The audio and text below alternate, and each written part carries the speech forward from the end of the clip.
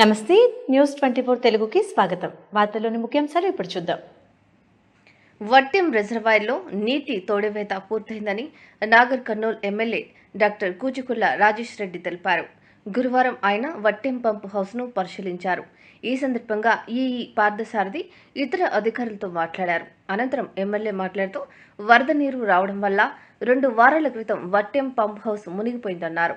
CM Revanth Reddy రాష్ట్ర మంత్రుల సహకారంతో ఇంజనీర్లు వేగంగా చర్యలు తీసుకోవడం వల్ల కొద్ది రోజుల్లోనే పంప్ హౌస్లో నీటిని తొలగించడం జరిగిందన్నారు. దీనికి కారణమైన ఇంజనీర్లను, సిబ్బందిని ప్రశంసించారు.